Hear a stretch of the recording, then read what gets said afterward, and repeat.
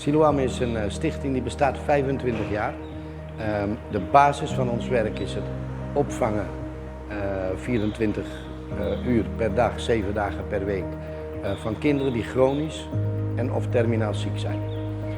En op dit moment verzorgen wij dan 7 van die kinderen permanent, mijn vrouw en ik. Daarnaast helpen we heel veel gezinnen met voedselpakketten. Het zijn er rond de 200 per week. En hebben we een grootkeuken waar we warme maaltijden maken voor de mensen in nood. Die mensen zijn echt in nood, die niet in staat zijn om een maaltijd te kunnen maken.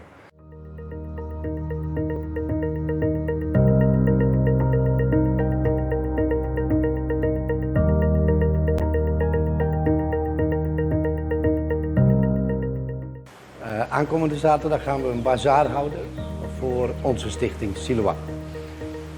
Dat is bij Van der Tweel op de parkeerplaats tegenover Delinova. We doen dat vanaf 7 uur 's ochtends tot 3 uur 's middags.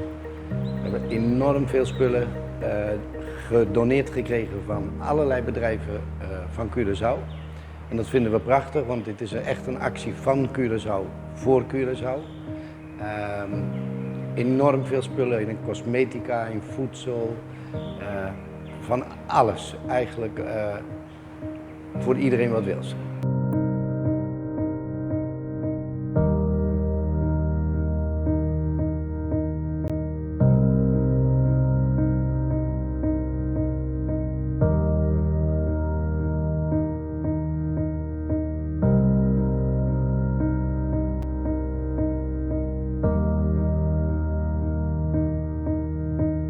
Ja, deze bazaar moeten we houden omdat we zien dat de donaties teruglopen.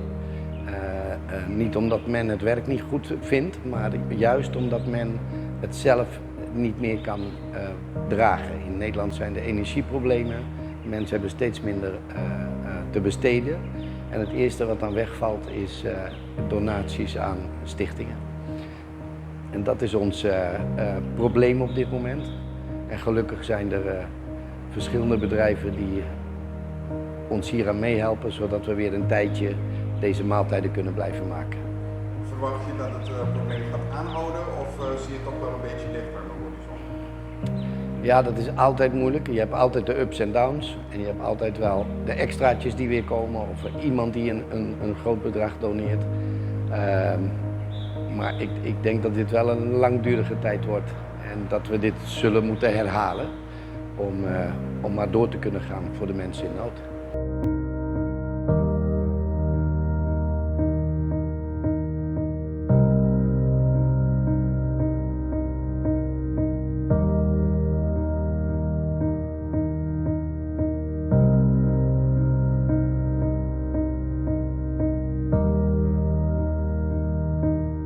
Ik zou zeggen, zaterdagochtend om 7 uur starten we.